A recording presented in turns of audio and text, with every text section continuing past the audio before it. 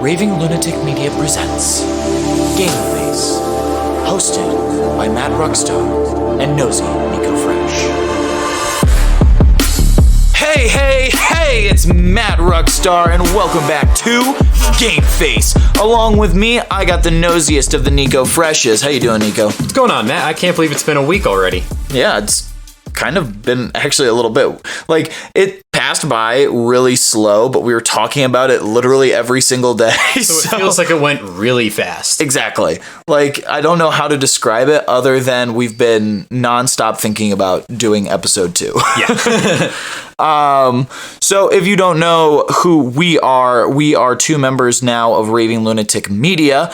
We are the resident basketball/sports podcast here on Raving Lunatic Media. If you are interested in some of the other things that Raving Lunatic Media has to offer, like Sci-Fi Malady, Zodiac Task Force, Cold Case Chase, Quick Rants, or Tales from the Janitor, you can go ahead and check those all out. They are anywhere on podcasting platforms. But today we have a lot of cool stuff to talk about. I'm going to get a lot angrier in a couple minutes. Yeah, you are. We're going to be talking some of the off-season power rankings, which are also going to make me insanely angry for no reason. And then we're going to redraft in Must or Bust today, the 2017 draft. I can't wait for that draft. That was a great draft. According to you. According to, I think, everybody. I think we each got a player in this draft that we both really shoot for, huh? Yeah. But with our first little segment here in the A block, we're going to be playing a little bit of Around the Horn.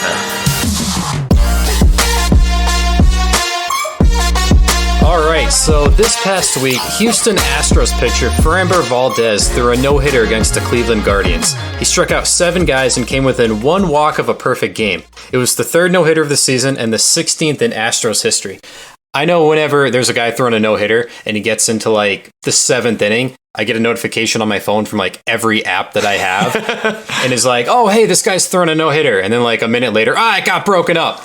So when I saw this one, I was like, it's not going to happen. But it happens, so that's pretty cool. I was, when you were talking about this the other day, I was like, man, how often does like a no-hitter happen? But I feel like it's like the NBA equivalent of hitting like a full court shot.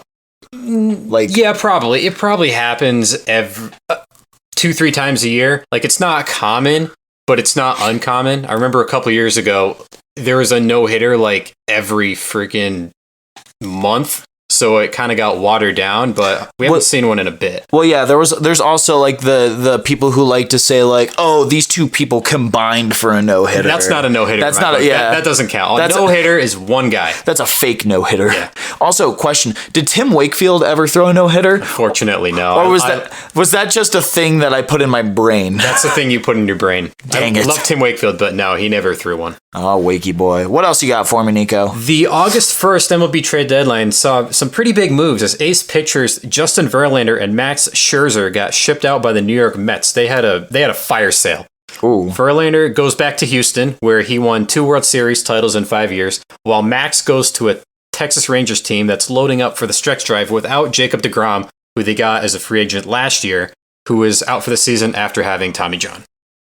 What's a Tommy John? That's elbow surgery. Oh. So for a pitcher, that's no bueno. Is it bad that I thought Tommy John was what you get on your Johnson? Like, that's just like a Johnson surgery? No, it's not that. I mean, with DeGrom, I mean, he probably has a couple surgeries he needs to get down there too. What else you got for me? So the Rams wide receiver Cooper Kupp, he's going to miss a few weeks with a hamstring injury, but he should probably be back in time for the Rams' week 1 matchup with Seattle, which would be good news for Rams fans and fantasy managers like me last year alike. I could tell you maybe 2 people I had on my fantasy NFL team. I remember I think I traded you Dak last year, didn't I? You did, because my team is always Dak Attack for no reason or something like that. I think I got Jamar Chase from you. You probably did. Yeah.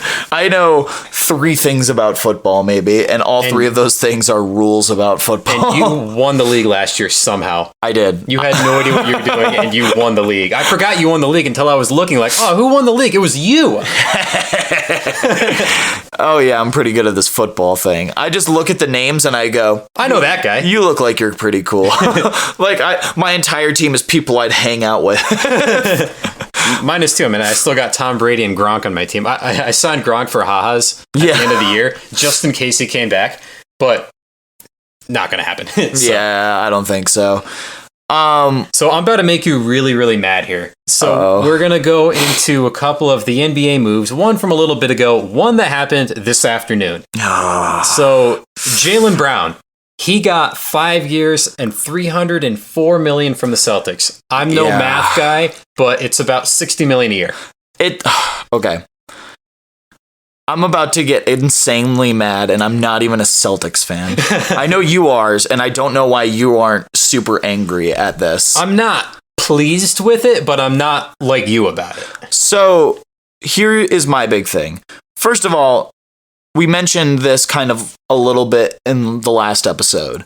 Just Jaylen Brown got a huge bag. I mean, good for the guy just in general. I mean, go get your money. I mean, you can't dribble in the playoffs, but hey, you know what? In the regular season. Yeah, you can't dribble to drive to save your life. Jaylen Brown should not be the highest paid player on the Celtics. I know that Tatum's contract is coming up next year, which is insane because if you look at it just by a skill standpoint, that means that Tatum should be pulling in more money than Jaylen Brown is, correct? Yeah. So let's take a look at this. Kristaps Porzingis also makes like what, $30 million a year? He'll be making $30 million a year. So let me get this just correct. 70 to 80% of your money is going to be going towards 3 people. The Celtics better win the NBA championship this year, or this is going to be one of the worst contracts in NBA history. Like when Mike Conley got his bag back in the day, I felt the same way. I was like, good for him, but he's probably going to get shipped out soon. And 2 years later, what happened? He got shipped out for John Morant to kind of take his place. I don't think anybody who gets the biggest contract in the league is necessarily worth it unless you're Connor McDavid in the NHL. He's definitely worth it. But like guys who reset the market every couple of years, it's never really worth it. Like Mike Trout, I think he reset the market in the MLB. He's worth it, but every time a team has that really good player, it doesn't work out. Like they got Trout and Ohtani. They've never done anything. Every offseason, there's a quarterback in the NFL. He'll reset the market and then either gets injured or it just doesn't quite work out. With Brown, I think it's just kind of the cost of doing business. Like, yeah, you don't want to lose the guy. He does have some flaws, but I think you just have to do it in order to have a player. I think he made an All-NBA second team. Could be third team. We kind of disagreed on that. We can figure it out. Time to figure it out. Yeah, you go figure that out. But I think it's just what you got to do. Like Tatum, yeah, he may get $70 million a year. That's a lot of money. But it's kind of what you got to deal with when you have great players like that. Now, I'm not calling Jaylen Brown a great player per se, but guys like that, I think you just got to pay up. Yeah. I'm looking at an article right now trying to see.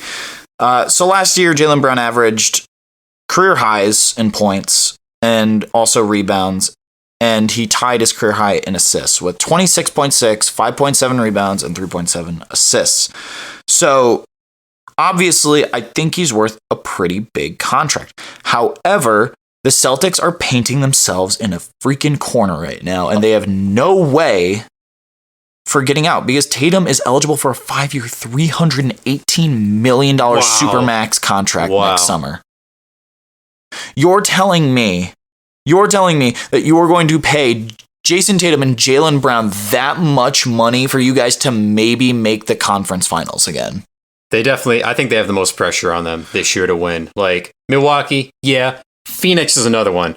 I think Phoenix and Boston, all the moves that Phoenix made, getting Kevin Durant, getting Bradley Beal, teaming him up with D-Book, I think they have the most pressure to win this year. Yeah. And also, by the way, he did make the second team. You are correct. Yeah.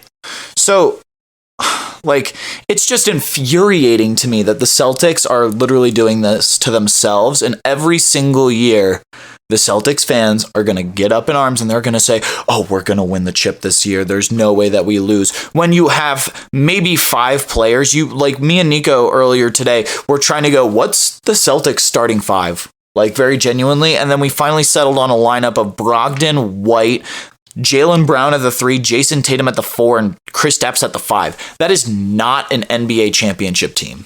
I think it's a decent playoff team at least. Yes, I think it's a middling team that maybe makes it past the second round, but it is not an NBA championship team. I know we can beat Philly with that team. Like, we subtracted Marcus Smart, added Porzingis. I think we can still beat Philly. Miami, a team like that, Jimmy Butler, he just kind of has people's number in the league, and we're kind of one of them, which I don't like. I love Jimmy Butler, but I can't stand playing that guy. I have my Jimmy Butler jersey in my closet right now.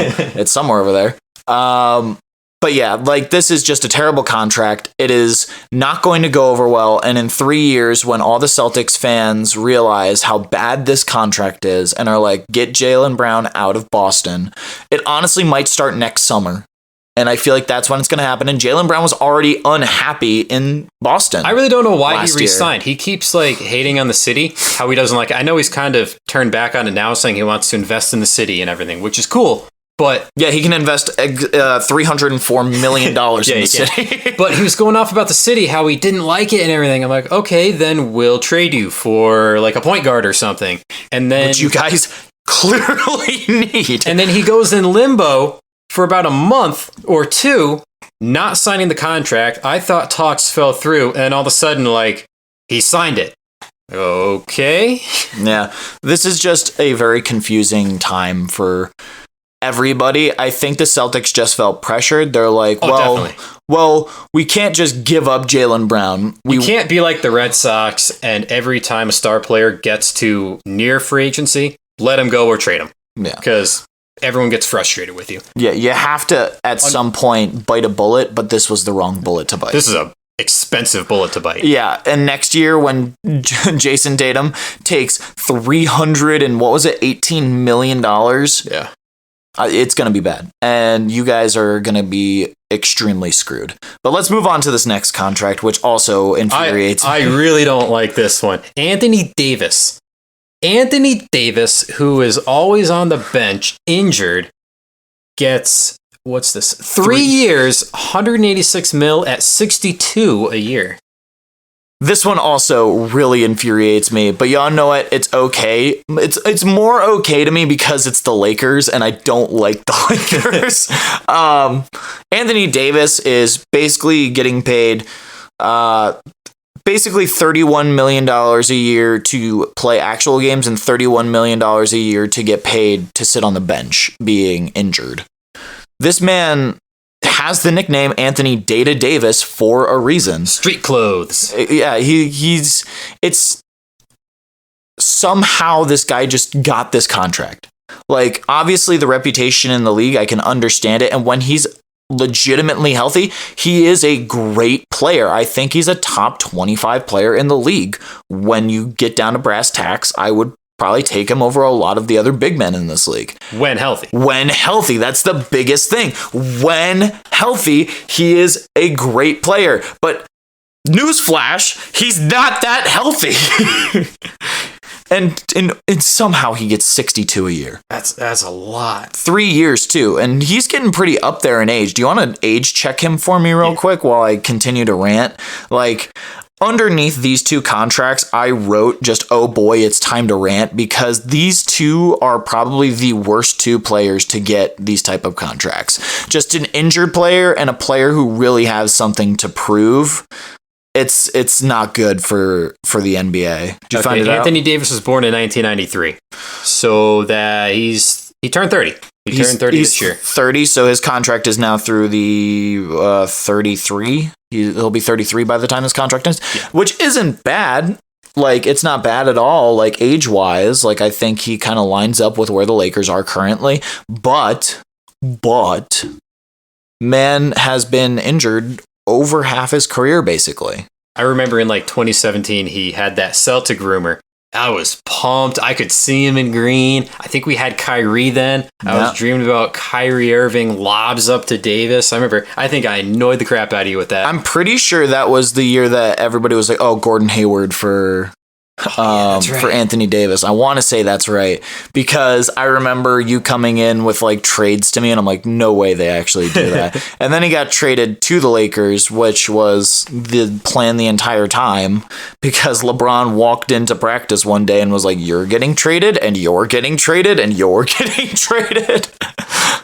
It's just fantastical in the NBA right now, Nico. I can't wait until you guys go over that like second limit, because now there's the new CBA deal. Yeah, what happens if you do go over those? You lose second round picks and you can't take on more money in trades. Okay. So it's like not that much of a big deal. I mean, like, you can only get so many Draymond Greens or Nikola Jokic's or even Dylan Brooks's in the second round, or even Malcolm Brogdon. Like, you can only get so many of those in the second round, and the Celtics are notoriously bad pickers outside of the top 5.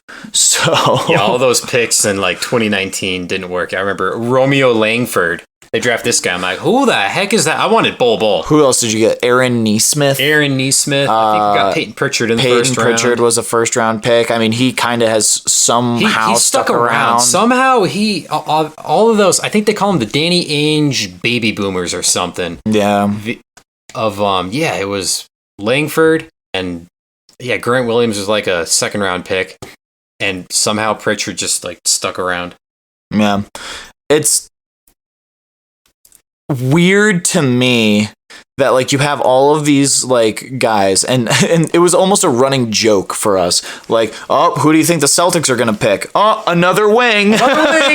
They drafted Jason Tatum and Jaylen Brown. They're like, guys, we found it. We found the formula. We found the formula. It's wing. I mean, that's kind of when the whole positionless basketball thing really got steam. So everyone was like, oh, wings. Yeah.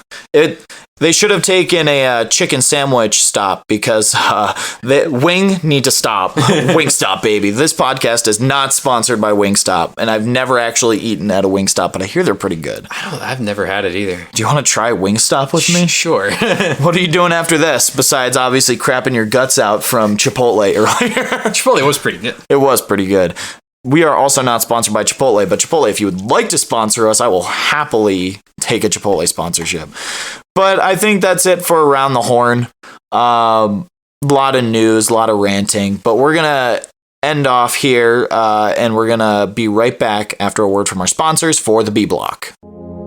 Hi, you don't know me, but I'm the creator of A Walk with Ghost. A Walk with Ghost is an audio drama where we hear the legend of a stranger being told to a radio host. A good-looking radio host. Right, a good-looking radio host. Who only tells the best news and gets the best stories. Do you want to do this? Yes, let the professional do it. In this story, you will hear about life and love, death and birth, beautiful moments and somber occasions. You may reconsider your thoughts as the story is told from multiple people, and you will hear many stories. Plus, as the main character of the show, you get to hear my lovely voice. I'll take it from here. You can listen to it on all audio outlets. A Walk with Ghost is a 45-part drama series. Keep moving forward. And we're back with Game Face. Welcome back, everybody. And Nico, what are we about to do for this B Block? We're about to rank some power rankings. Rank some power rankings. You want to explain to me what we're actually about to do? So these power rankings are from NBC Sports. After free agency, after the draft, they ranked all the teams, and we're going to rank their ranking. Yeah, I'm interested to see where this goes. It has their records from last year on here, I see, as well as a lot of the notable off-season moves. We'll kind of go into depth with the first couple. Maybe we'll just go through 10 today, who knows? And then we'll see where we get from there. So, without further ado, Nico, take it away. So number 1 is the Phoenix Suns. They traded Chris Paul in the offseason to Golden State. They signed Bradley Beal, Utah Watanabe, Eric Gordon, Drew Eubanks, and Keita Bates-Diop. What do you think about them being number one? Well, first of all, they traded Chris Paul to Washington. That's true. And then he went to Golden State. He somehow got the bounce to one of the best teams in the league. Phoenix Suns, I think, with a bullet right now, should be either one or two. Kevin Durant and Booker are probably one of the best combos you can have in the game right now. One might call them a nasty combo. So you really kind of take a look at this team and you see a lot of promise in it. Utah Watanabe, who's Kevin Durant's guy. You see a lot of the weird signings on the edges that they've done, which kind of builds out the team. It's going to take a lot, though. Kevin Durant and Bradley Beal and Booker and Ayton can only really do so much. Yeah, they're relying on those starters a lot. They beefed up their bench a little bit. I think they're definitely a top team. Number one, I don't know. I saw that Bradley Beal's going to be playing point too.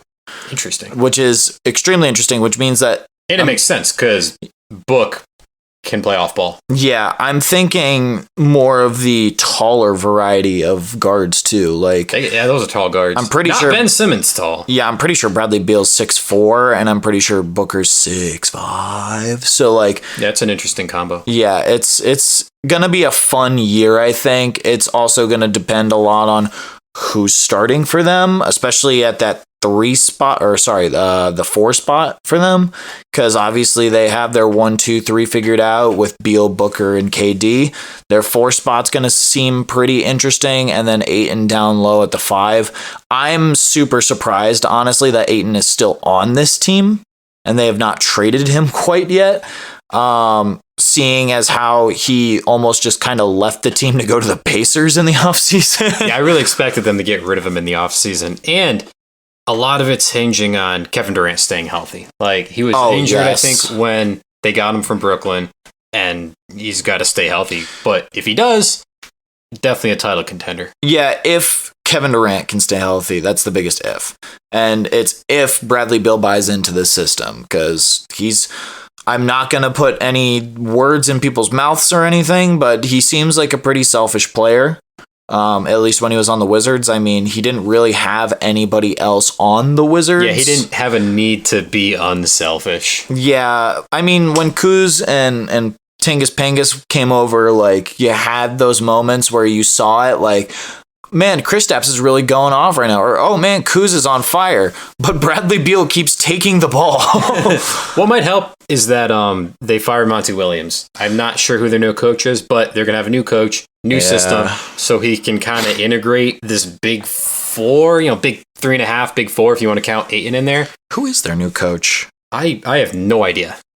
You kind of keep talking for a second. I'm going to figure out who the Suns' new coach is. Keep talking, I said. I got nothing else. How's their bench situation?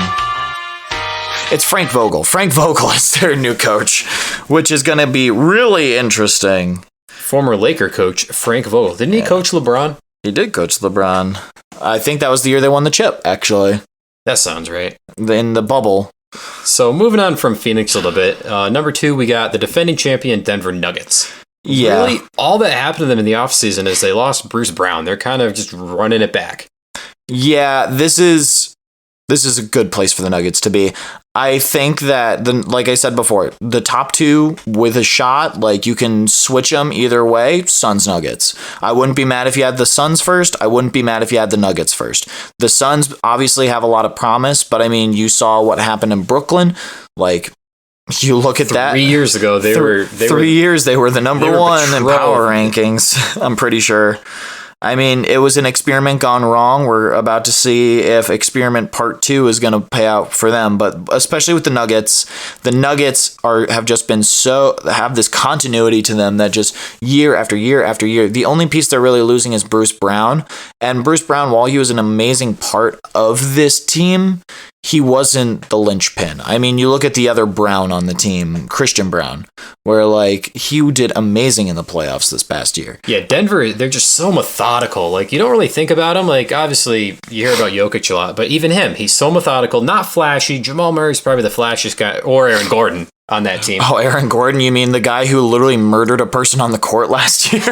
Jumped over him. Literally. But they kind of just quietly go about their business and end up a top 2 seed in the West and not walk into the conference final, but make it to the conference final. Yeah. And just, they're a solid team. I think the biggest person you really have to look at on this team to see where everything is going to go is Michael Porter Jr. If he has another great year like he did last year and just keeps improving, then they're like a no duh to pencil in for the finals. Yeah. However, if he has a terrible year or an injury-filled year, which he has had, then it might be a case where the Nuggets are fighting a little bit. Yeah, definitely a lot riding on MPJ. So moving on to number 3, my boys, you're not going to like this. The Boston Celtics. This is way too high. Traded Marcus Smart basically for Porzingis, and then signed Porzingis for the 2-year, $60 million deal. I think it's a little high for the Celtics. This is obviously way personally, too high. I love it. This is way, way too high. I would maybe have the Celtics in like a higher tier of the 7 to 10. So, or sorry, 5 to 10. I think So, like, I think 5's pretty fair for them. Like anywhere between 5 to 10, I could see for the Celtics, Because that's maybe in the higher ranking of it. But theoretically, the conference final. yeah, I don't see how you can look at this team and go, "Yep, this is the third best team in the NBA." When you got rid of your best defensive player, one of your best facilitators, as well as the heart of your team in Marcus Smart, and you took on a player who's known to be injured, a player who has known to be not a bust by any means, but kind of a mediocre player in Kristaps, and you signed him for $30 million for I think the each year. off-court stuff with Marcus Smart is a little overblown. Like, obviously, yeah, he's a great leader, but really, skill wins games. That is true. And they got plenty of it with Tatum, with Brown, even Porzingis, when healthy. He had a career year last year. He stayed healthy. So that was because he was playing with the Wizards, though. Yeah, because Bradley Beal had the ball the whole time. Yeah.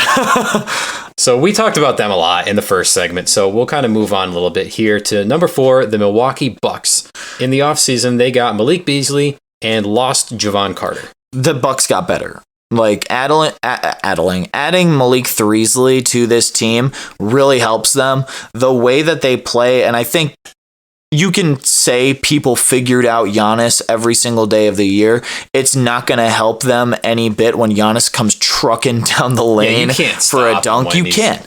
You really can't. And adding more 3-point shooting to this is exactly what they needed. So I think that the Bucks are underrated here. I think the Bucks should be number 3. Very genuinely, if you look at the Boston Celtics and you look at the Milwaukee Bucks and you're saying that the Celtics are better than the Bucks, I don't know what's happening over at NBC Sports. The person who wrote this was probably a Celtics fan, but they're dreaming, straight up. If Milwaukee has a healthy Chris Middleton, which is a very big if after last year, all those knee problems he had, with Malik Beasley, obviously Giannis is the freak, and Drew Holiday and Brook Lopez coming back, that's definitely a conference final team. Yeah, you look at it, Brook and Giannis were like in the top of the Defensive Player of the Year chatter last year. Defenders. That's a no-fly zone. Like, you're not getting past them. You have players like Drew Holiday, too, at the front. Like, it's still that's a great defender team. Like, you look at it, and the Bucks are probably going to be a top 5 defense this year, as well as they'll probably be another top 5 to top 10 offense this year. If you have Giannis scoring 33 a game, Yeah. But the Bucks are super underrated here. They should be number 3 with a bullet. Number 5 confuses me a lot, and hopefully we can shed some light on that. The LA Lakers. So they signed Taurean Prince, Cam Reddish, Gabe Vincent, and lost Dennis Schroeder, Malik Beasley, and Mo Bamba. I don't even remember Mo Bamba being on the Lakers, but I remember him being on the Lakers. He played like maybe 4 games, I think. I just more remember when he got traded to it, because I remember everybody was like, "Oh, Mo Bamba, he's actually going to get like a starting role." I don't understand why the Lakers are this high. I think this is just a big market type of thing. The Lakers barely did anything And the best thing that's happened to them was the trade that happened last year, where they somehow got D'Angelo Russell. They also, Rui Hachimura has kind of proven himself on the Lakers. I'm glad that he got away from Washington, but I'm very upset at him because he ruined my Grizzlies playoff hopes. No, that was Austin Reeves. No, we don't talk about Hillbilly Kobe. Yeah, I don't utter his name around you. I don't dare. I'm just really confused at why this is so high. It's probably the LeBron factor. Yeah, LeBron is the only player on here who I'm like, all right, I guess like every single year you can pencil in LeBron for at least 25 a game. Because you got to factor in a healthy AD, healthy AD, healthy LeBron. Like he's probably going to have that month-long injury that's kind of odd, like a weird hamstring kind of thing going on. He's kind of takes a month off to keep him fresh, which he kind of needs at this stage in his career. Yeah, he definitely does. Great player, but he can't do the 82, and he can't do the 82. So you got D'Lo, Hachimura, Vanderbilt. It should be all right, but yeah, after the All-Star break, they had a pretty decent record at 16-7. However, you really have to question how long the Lakers can keep something like that up. D'Angelo Russell is known to be very ice cold at some points, both in a good way and a bad way. Yeah, I can't see them beating a team like the Nuggets or the Grizzlies again. Why? I understand that the Grizzlies lost to these guys in the playoffs, but Ja got hurt. Ja got hurt, as well as Ja had just come back from his first suspension. Like, you look at it and you look down the line, you're not in a 7-game series, both teams all fully healthy. I don't understand why you're not taking the Grizzlies in that. I also don't understand why the Lakers are always rated this high. Like I said before, I think it's just a big market thing. So number 6 on this list, you got Philly. They got Georges Niang, Montrezl Harrell. Oh no, they lost Niang and Harrell, and signed Patrick Beverley. Defensive menace. Yeah, then the Niang gang is gone from Philly. I think this is a pretty good place for Philly to be. They're just going to get bounced in the second round like they always do. We have to see what happens with Harden, if he's going to get traded partway through the year. I don't know where he would get traded.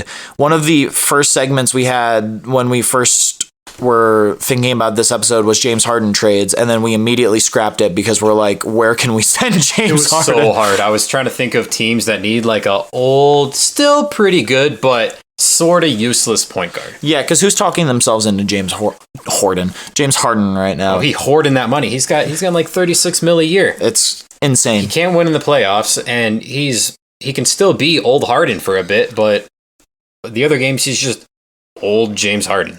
Yeah, I do like the acquisition of Patrick Beverley. I think if Patrick Beverley can maybe crack into Joel Embiid's head a little bit and get Joel Embiid to maybe be aggressive.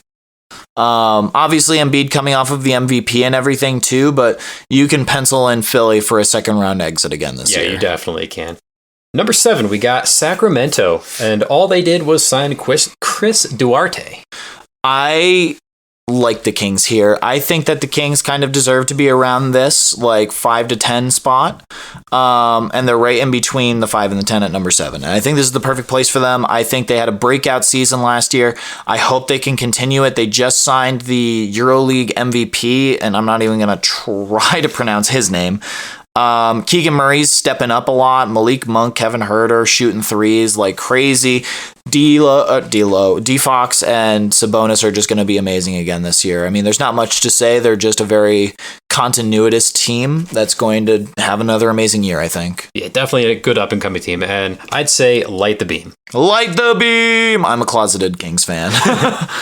Number 8, we got the Cleveland Cavaliers. They made an interesting move. They got Max Strus from Miami. I think that could work out pretty well for him. Yeah. This is also where the Niang gang went too, right? Yes, it is.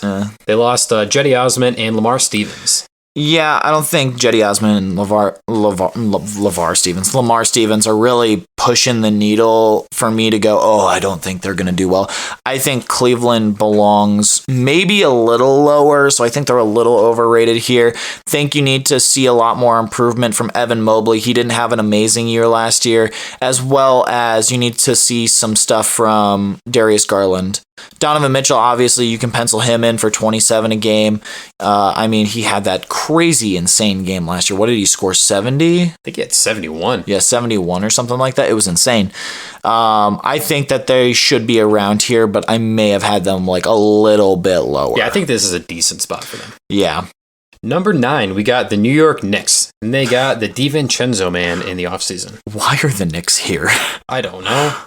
Can we just end this with saying, why are the Knicks here? And then just Jalen Brunson. I mean, good player, but I think he's a little overrated, don't you think? Yeah, I like Jalen Brunson's game. I just don't think that he is a 1A option, and I think that... And they don't even have a 1. Like, you got Julius Randle, you got RJ Barrett, Josh Hart, but I don't know, this team, they just don't do it for me. Yeah, and Bud isn't going to do any favors to this team. He's just going to run them all into the ground. Yeah. Bud is the coach for this team, right? No. Tom Thibodeau. Tom Tibbs, not Bud. We went over this last night. We did go over it last night. And it took us about a minute to figure it out. Too. Yeah. Tibbs is going to run these guys into the ground like he usually does. But, I mean, hey, the Knicks are too high. What else is new? Number 10, this team is way too low. The Memphis Grizzlies. Why are the Grizzlies this low? I understand, yes, Ja Morant has a 25-game suspension. But the Grizzlies are better without Ja. Notably better without Ja. They have it covered with Marcus Smart right now. The weakest position that you have with the Grizzlies is the 3 spot, obviously getting rid of their starter in Dillon Brooks. But, like, why are the Grizzlies this low? They should be, like, roughly around number 5. Like, with Ja, definitely top 5. Past 2 years, you look at their records. They are number 2 in the West both of those years. They get eliminated to 2 tough outs who went on to a conference finals. Like, I don't like. They lost to the 2 years ago the reigning champions in the Golden State Warriors. And the last year they lost to the team who lost to the champion in the Nuggets. Do you think people the Lakers? Do you think people could be getting a bit of a Grizzlies burnout? Like in March of 2022, they were the hottest team in the league. Oh yeah, everybody was up on them. Ja was dunking over everybody. That's around when we went to go see them. Right? That was the week we went to see them. Yeah. Like they were at their peak popping off right then. And then the stuff with Ja happens and they get bounced in the second round. So maybe people are like, I don't know about them. People are disrespecting the Grizzlies. I mean, you look at their team top to bottom, it's all full of studs and amazing drafting. Yeah, you're welcome for Desmond Bane, by the way. Yeah. I just realized or remembered that you got him off of a pick that we traded to you. Oh yeah, baby, let's go. We have the past 2 defensive player of the years on the team with Jaren Jackson and Marcus Smart. We signed a great veteran in Derrick Rose this offseason. You look at this team top to bottom, we have a couple amazing young guys with Zaire Williams, who struggled last year but is known to be able to shoot the 3 really well. David Roddy, big body Roddy, and Kenny Lofton Jr., who are 2 amazing young guys. Santi Aldama is still on this team, and I don't think he's leaving anytime soon. I love Santi Claus. You have all these amazing players, not to mention Desmond Bane and Steven Adams, and Steven Adams is hopefully going to be coming back once the season starts. The only notable injuries you have on this team this year are Brandon Clark. Yeah. Who tore his Achilles, I'm pretty sure. And is he coming back this year? I have heard rumors that he's coming back around Christmas. However, I wouldn't take that too seriously. I mean, rumors fly like that all the time, but Achilles is a pretty serious injury, so I would not be surprised if he came back maybe roughly game 70 of the year, or maybe even came back for the playoffs. But at that point, unless we're finals bound, I say keep him down. And if you are, that'd be a nice boost for you. You get Ja back after 25 games. He's fresh, hopefully rested, can come back, be an MVP candidate, and then maybe by the end of the year, get him back. Yeah, people are just really forgetting that the Grizzlies have always been better without Ja Morant for some weird reason. Like, you look at the team with Ja Morant, obviously an amazing team. Ja's an amazing player, but you look at how they play without Ja, and it's so unselfish. It's so great. I'm pretty sure 2 years ago when I'm pretty sure he had an injury, but we beat the Thunder by like 71 points or something like that. I remember that night. And I remember watching that game and going, we are the best team in the league right now. I mean, obviously we're playing at that point a terrible team in the Thunder, but Like we are just rated way too low on this list at number 10. Yeah, I'd say put some respect on their name. Yeah, I think that's maybe where we stop today. Maybe we cover 11 through 20 on the next episode. I think that's a good idea. I think we are here. So if I had to re-rank these top 10, I would probably put Phoenix 1, Denver 2. I'm putting Milwaukee at 3. I'm probably putting the Grizzlies at 4, Celtics at 5. 6, I'm keeping the Sixers. 7 for the Kings. 8 for the Cavs. And then other teams that we actually haven't talked about. 9, I'd probably put the Warriors. And then 10, I'd probably either put the Heat or, it pains me to say this. No, it actually doesn't. I'd probably put the Lakers at 10. Like, I still feel like that's really high, but I mean, who else is really going to beat them? Yeah, they did make it to the conference finals last Yeah, they year. did. So I can't put too much disrespect, but I'd probably put the Lakers at 10. I think that's pretty fair. Yeah. So what do you guys think? Did we get this power ranking correct? What do you think about any of those top 10? When we come back, we're going to be redrafting the 2017 NBA draft in a little segment we like to call Must or Bust. But first, a word from our sponsors. And now, a public message for the private audience from the Ministry of Department of Safe Warnings, a division of Subsidiary. Good evening. I'm Dr. Klaatu of the Ministry of Department of Safe Warnings, Division of Subsidiary, Health Corporation Incorporated. Good evening. Recently, we've all come out of a pandemic, which, as many of you know, means global. Although we are happy to be putting this behind us, a new ailment is starting to appear in different parts of the world. Unlike other ailments, which can cause buboes to appear under the arm, pimples to cover the body, or microchips to appear in the bloodstream, this malady causes one to view excessive amounts of science fiction dramas and analyze them to a sometimes excruciating detail. Doctors are calling this the sci-fi malady. 3 main symptoms of this are: first, overanalyzing human emotion and interaction. We call this symptom the Scott symptom. This movie needs to delve more into the human condition. Second is ripping about military or logistical failures of a film to an almost excruciating detail. Bombers in space? Really? The final symptom is an excessive amount of rage, followed by apathy, followed by a strange love for sci-fi schlock. We call this the Rage Master. This writings is so just Abrams! You know what? I give up. I don't even care. Scott, you're right. I'm right. Or I'm wrong. You're right. Whatever. What's next? Ooh, Star Crash? Should you or anyone you know begin to exhibit these symptoms to any degree, tune in to Sci-Fi Malady Podcast to see how your illness has progressed. Thank you and good night.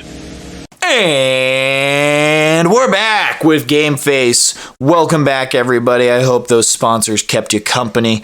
But we are back to draft the 2017 draft. Are you ready for this? I've been looking forward to this one a lot. Oh, yeah, because we are now into a segment called Must or Bust.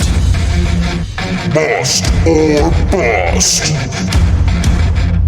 In this segment, me and Nico are going to take a look back at the 2017 NBA draft, and we're going to basically redraft the entire thing, and we're going to ask 2 very important questions. Is this player still a must in the NBA, or was this player a bust in the NBA?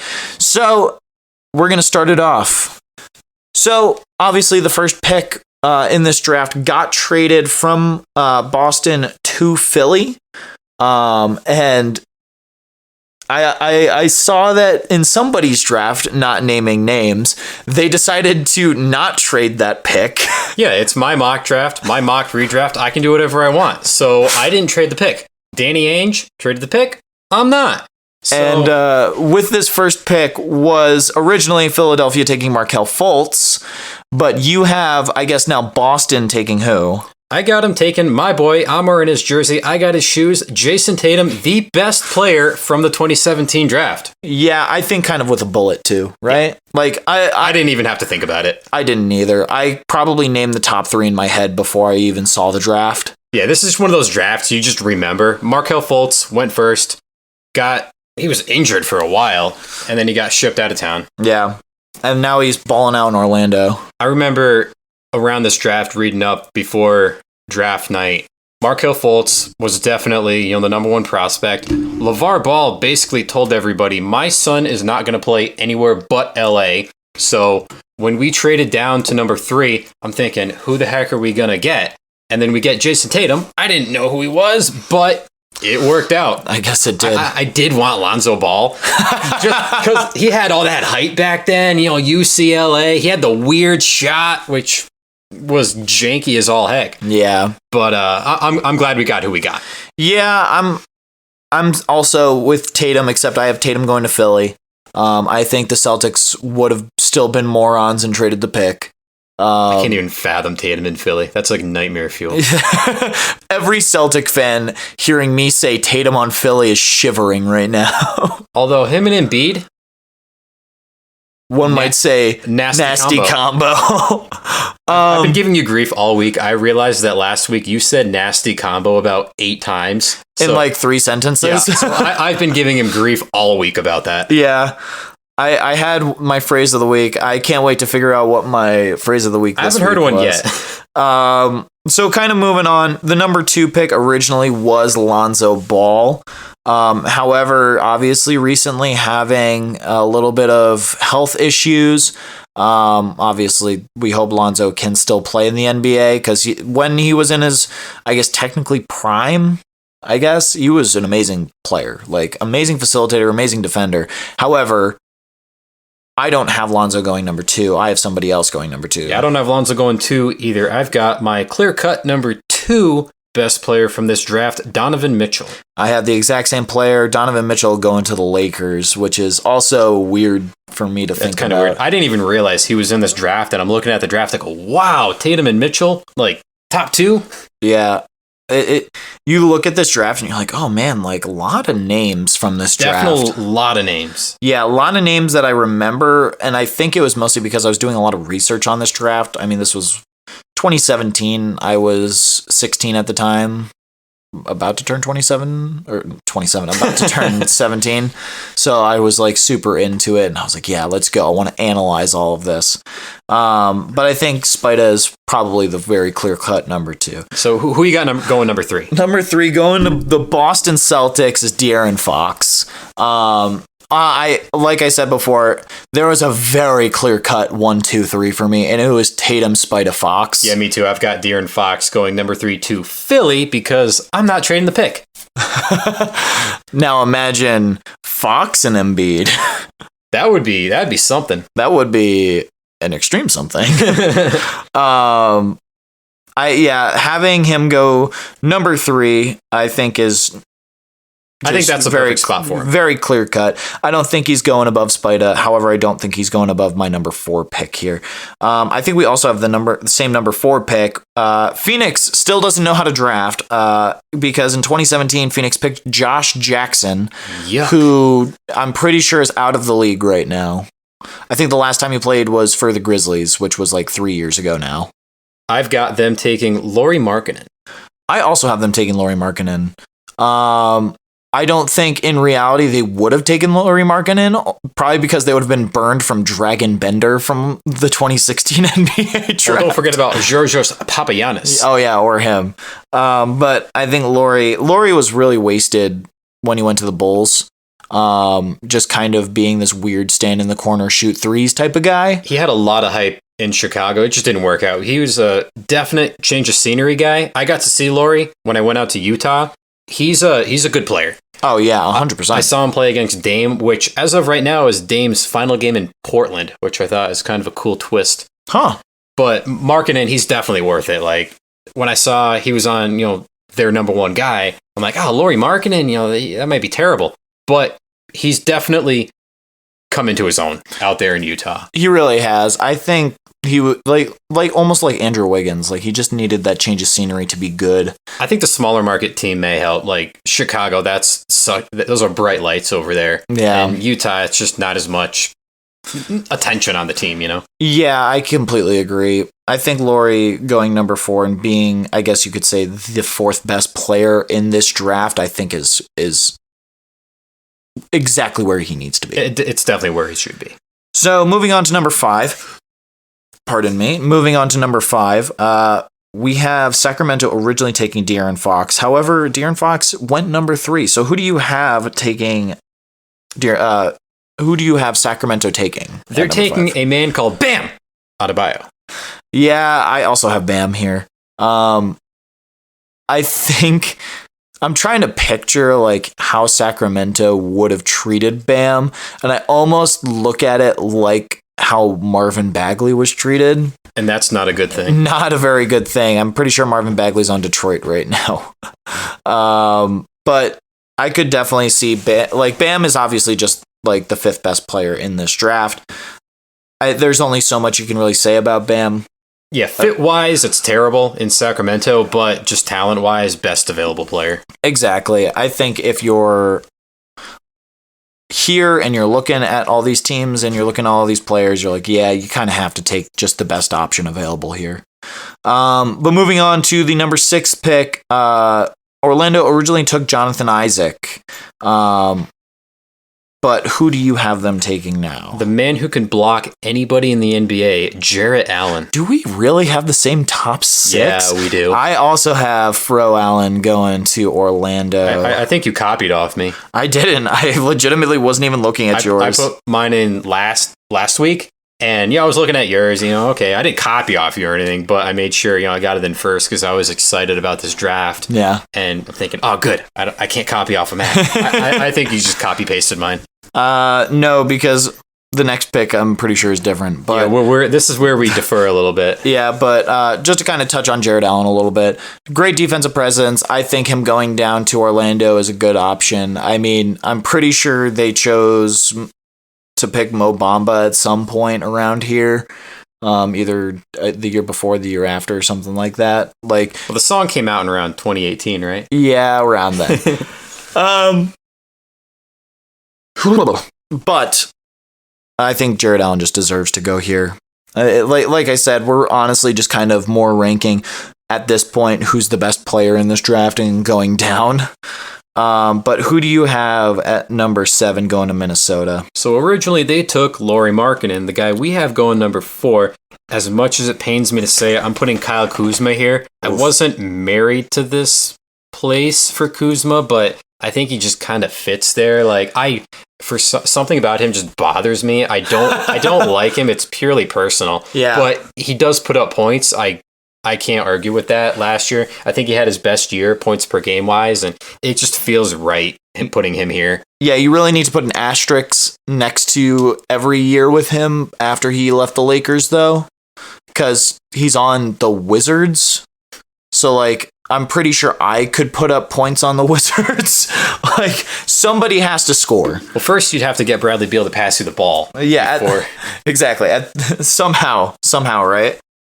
So number 8. No, you didn't let me choose my number 7, Nico. Sorry. Come on, dude. This is my shining moment where everybody's gonna hate me for putting this guy this high. I'm just trying to take it from you. My number 7 pick going to Minnesota. The person who I think is the 7th best player in this draft is Dylan Brooks. I have Dylan Brooks going here.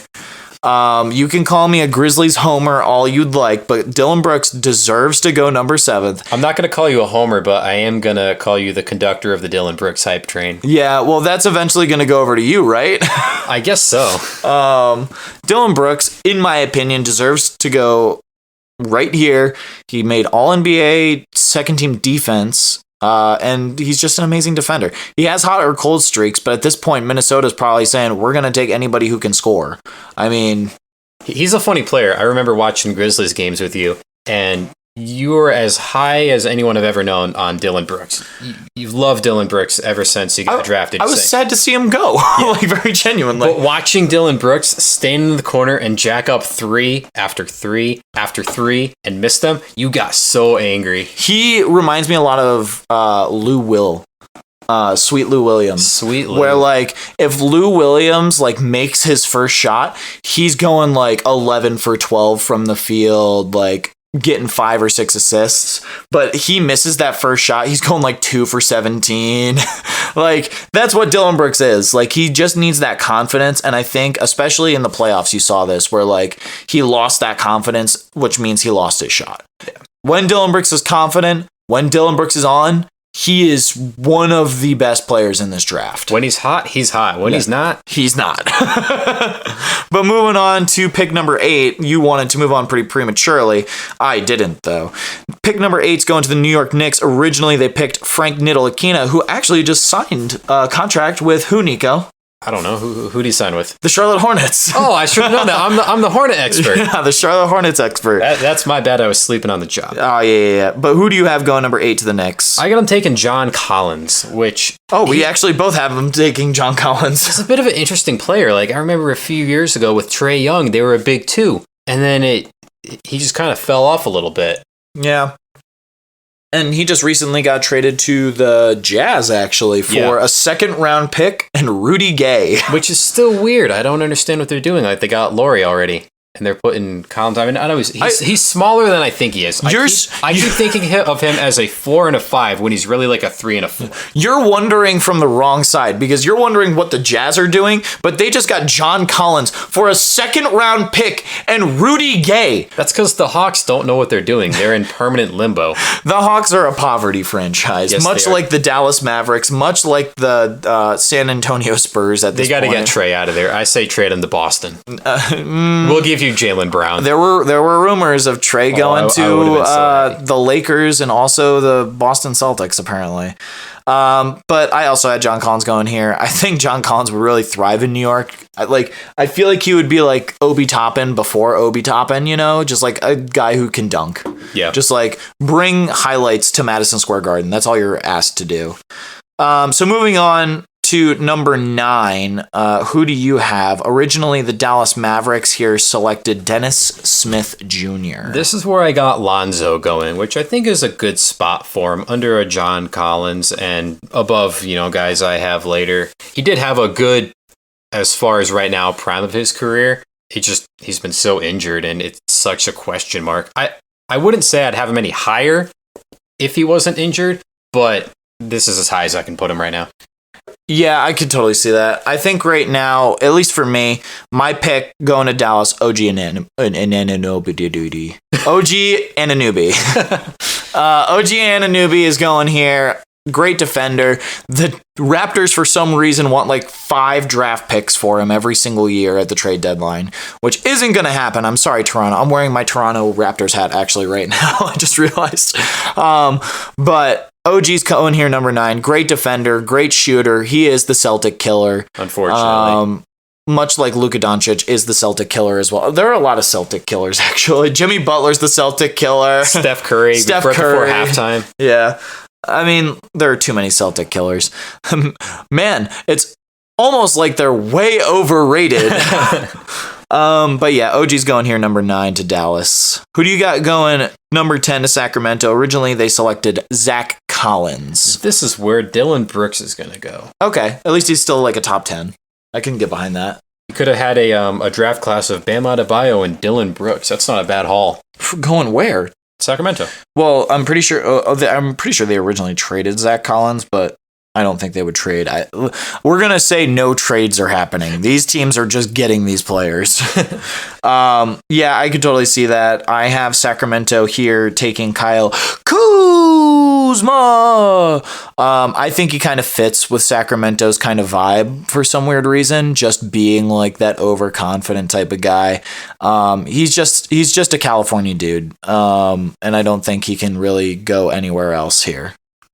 So moving on to number 11, Charlotte took Malik Monk. But who do you have Charlotte taking? They're taking the guy who went number 1, Markelle Fultz. We also have the same pick here. I'm also putting Markelle Fultz there. Why do you have Markelle going here? He's really come out the past couple of years. Like, beginning of his career, he couldn't shoot at all. For some weird reason. Yeah, he couldn't even shoot free throws, I remember. Yeah. And then I kind of forgot him. I thought he was out of the league. And then he went to Orlando, right? Yes. Well, he got traded to Orlando. Yeah, he really developed down there pretty well with all those big guys down there. Oh, yeah. So I looked at this and I went, okay, I need to put Markelle Fultz in a low stakes, like kind of low pressure situation where he can be injured the first 3 years of his career and then kind of make this resurgence that he recently has had. That makes a lot of sense, because in Philly back then, Embiid got drafted, 2nd overall? He missed his rookie year. Yeah. Ben Simmons comes in the next year, the 6'10" point guard. You've never seen that before, really, other than like Magic Johnson. And then they draft Markelle Fultz the next year. Yeah. A little confusing because you had 2 point guards. It was a weird dynamic, but we never really got to see that play out since he was injured for the first 2 years of his career. Yeah, I think Philly has this weird thing where they just keep drafting one position until they find a good player. I mean, they did it with centers 3 years in a row. They drafted like Nerlens Noel, then it was Jahlil Okafor, and then they finally got Joel Embiid. I forgot about Jahlil Okafor until last night when we were talking about him. Yeah, and then 2 years in a row they drafted point guards, and Ben Simmons. Well, Ben Simmons was kind of a small forward like the first couple years of his career. Ben Simmons is a point guard. Yeah, now obviously he's a point guard. Well, now obviously he's a bench warmer, but yeah, we got to see what's going to happen with him. Yeah, I'm interested to see where he goes this year. But yeah, Markelle, I thought he just kind of could thrive in Charlotte, much like he is in Orlando. Just keep him in blue, that's all I ask. So moving on to our next pick, Detroit originally picked my young buck, Luke Kennard, at number 12. But who do you have going number 12? I actually have them taking Luke Kennard. So you think properly rated? Yeah, just where he should be. He's probably the best shooter in the draft. Oh, he is 100% the best shooter in the draft. It kind of pains me to say it, but I think the next best one is maybe Donovan Mitchell. Yeah, Mitchell and Tatum are right there. And then Tatum right behind him. But yeah, Luke Kennard, he's that dude, the sharpshooter off the bench. Yeah, I had Lonzo going to Detroit.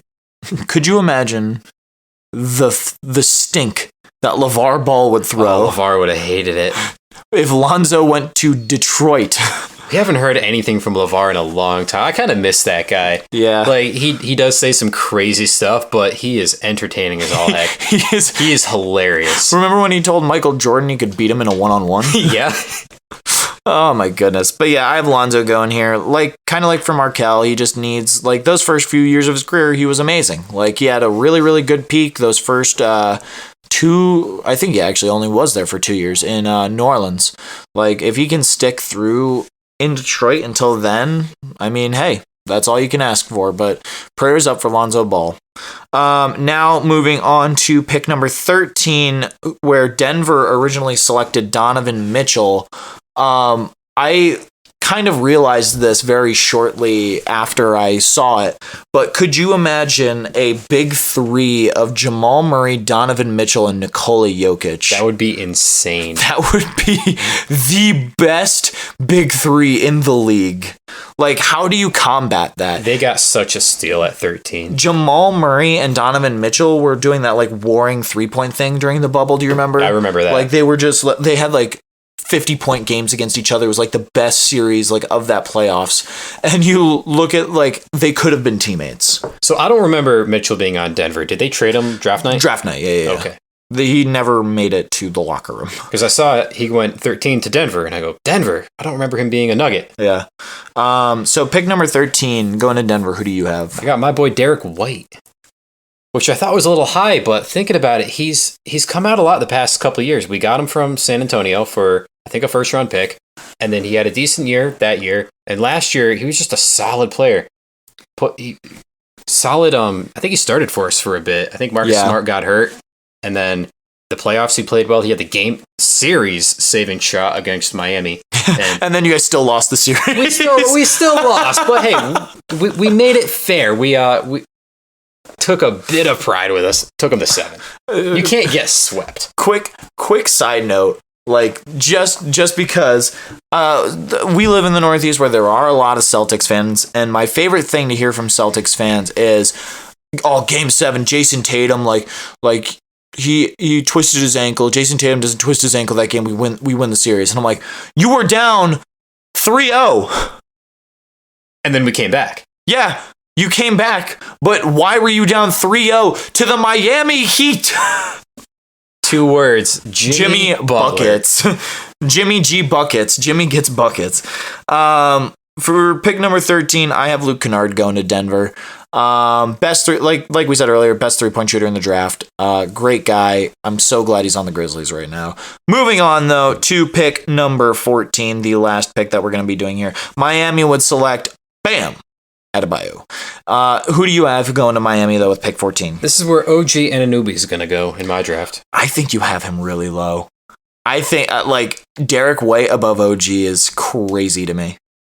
Like, but you know what? Explain. Why do you have him so low? I don't know. It's Luke Kennard. I mean, yeah, you can make the argument. Luke Kennard, bench guy, but he's a great shooter. Derek White, I think he's on the come up right now. And Anunoby, I don't know. Maybe he just doesn't get enough love from people, but he can put up points. I will give him that. But I was trying to think, would I take this guy over Anunoby? Derek White, I don't know. He's kind of he wouldn't be any higher than I'd say Luke Kennard. Like Derek White, OG Anunoby, I don't know. It's kind of toss up for me.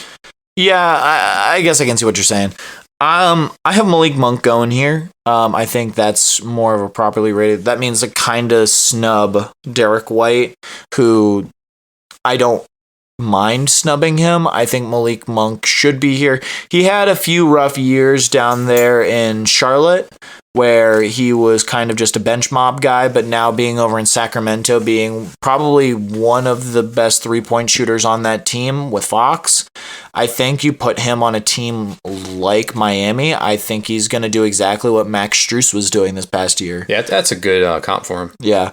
Especially if he's on Miami. Unfortunately, that's the guy I had to snub. Like, there's definitely a few snub people. Like, we could take this draft 17 deep. We probably could. But like, Malik Monk was the guy I had to let go. I could, if you really wanted to, we probably could have gone first round deep. We probably could have. There's a lot of good second round picks in this draft. By the end of it, we're going to be like, oh, this guy who played one season. Yeah, that's where you get your like Torian Prince at 14 guys. Yeah. But we're going to throw it out to you guys there in the audience. Do you think that we got this right? Who did we snub? Who deserves to be higher? Who should have been lower? Do you agree with me putting Dylan Brooks at, what did I put him at, 7? I know I sure don't. I know Nico doesn't. But if you want to let us know, you can go ahead and leave a comment below this podcast, or you can let us know on the Raving Lunatic Media Discord server. Thank you for listening to this episode of Game Face. We know it was a pretty long one, but we look forward to seeing you again next week on Thursdays. So, Nico, would you like to say anything before we leave? No, I can't wait for next week. Should be a fun one. Should be a fun one. Stay hot, stay sexy, and we'll see you next time on Game Face.